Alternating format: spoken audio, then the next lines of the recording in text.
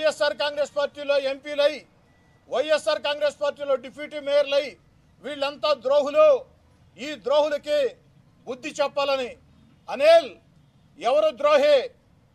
తెక్కేమిట్ట వీధుల్లో లట్టాలు కొట్టుకుంటుంటే, తెక్కేమిట్ట వీధుల్లో నువ్వు లట్టాలు కొట్టుకుంటుంటే 2008లో నిన్ను తీసుకొని వచ్చింది నా కాడికి రూప్ కుమార్ యాదవ్.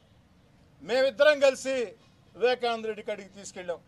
ఆ రోజు రూప్ కుమార్ యాదవ్ వివేకానంద రెడ్డి గారిని ఒప్పించి మెప్పించి నీకు కార్పొరేటర్ టికెట్ ఇప్పించాడు.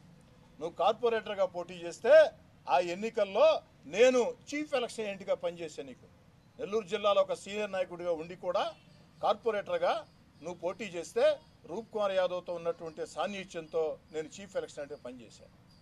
మరి ఆ తర్వాత వెంటనే వచ్చినటువంటి ఎన్నికల్లో నీకు టికెట్ ఇప్పించింది ఆనవ వివేకానంద రెడ్డి గారు. మాలాంటి వాళ్ళందరం చేతనంత సహాయం చేసాం. ప్రధానంగా ఇప్పించింది ఆనవ వివేకానంద రెడ్డి గారు. ఆనవ వివేకానంద రెడ్డి గారిని టికెట్ ఇప్పించారు తప్ప అనిల్ కుమార్ యాదవ్ పేరు కూడా రాజశేఖర రెడ్డి గారికి తెలియదు. అనిల్ కుమార్ యాదవ్ పేరు కూడా రాజశేఖర రెడ్డి గారికి తెలియకుంటే ఆనవ వివేకానంద రెడ్డి గారు నీకు టికెట్ ఇప్పిస్తే మరి ఎన్నికలు పూర్తి కాకముందే వివేకానంద రెడ్డి గారికి నువ్వు ద్రోహం చేయలేదని అడుగుతున్నా. వివేకానంద రెడ్డి గారికి నువ్వు చేసింది నమ్మక ద్రోహం కాదని అడుగుతూ ఉన్నా. వివేకానంద రెడ్డి గారికి నమ్మక ద్రోహం చేసి నువ్వు ఏ విధంగా తర్వాత ప్రవర్తించావు?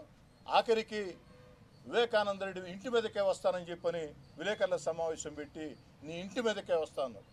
పొయ్యేదిలే పెట్టేదిలే. ఎందుకంటే అనిల్ దగ్గర మాటలు ఫుల్లు, మ్యాటర్ నిల్లు. అనిల్ కుమార్ యాదవ్ దగ్గర మాటలేమో ఫుల్లు, మ్యాటర్ నిల్లు. మరి అనిల్ రాజకీయాల్లో భేదాలతో పార్టీలు మారటం సర్వసహజం. నీ పక్కన వేదిక మీద కూర్చుండే వ్యక్తులే ఎన్నిసార్లు పార్టీలు మారారో అందరికీ తెలుసు. పార్టీలు మారటం నమ్మక ద్రోహం అయితే మహాతల్లి సోనియా గాంధీ మీ తండ్రి జగన్ గారి తండ్రి వైఎస్ రాజశేఖర రెడ్డి గారికి ముఖ్యమంత్రి ఇచ్చింది 1-2 సార్లు. ఎందుకంటే వైఎస్ రాజశేఖర రెడ్డి గారు కాంగ్రెస్ పార్టీ కోసం కష్టం చేశారు. ప్రజల్లో వైఎస్ రాజశేఖర రెడ్డి గారు కాంగ్రెస్ పార్టీని బలంగా తీసుకెళ్లారు. ఆ యొక్క కష్టాన్ని సోనియా గాంధీ గారు గుర్తించి ముఖ్యమంత్రిని చేశారు. వైఎస్ రాజశేఖర రెడ్డి గారు ముఖ్యమంత్రి కావటమే కాకుండా జగన్మోహన్ రెడ్డి గారికి ఎంపీ టికెట్ కూడా ఇచ్చారు.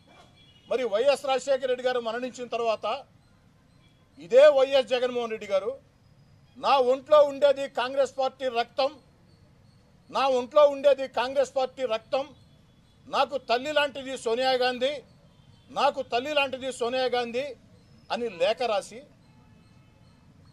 సోనియా గాంధీకి విధేయత ప్రకటించి ఆ తర్వాత రాజకీయంగా మీకు ముఖ్యమంత్రి పదవి ఇవ్వలేదని కాస్త వేచి చూడమన్నారని చెప్పని ఆ రోజు మొత్తం కూడా కాంగ్రెస్ పార్టీని విభేదించి అదే సోనియా గాంధీని కన్న తల్లి అని చెప్పిన సోనియా గాంధీని ఇటాలియన్ బొమ్మ అని చెప్పి, ఇటాలియన్ మాఫీ డాన్ అని చెప్పి మాట్లాడారే.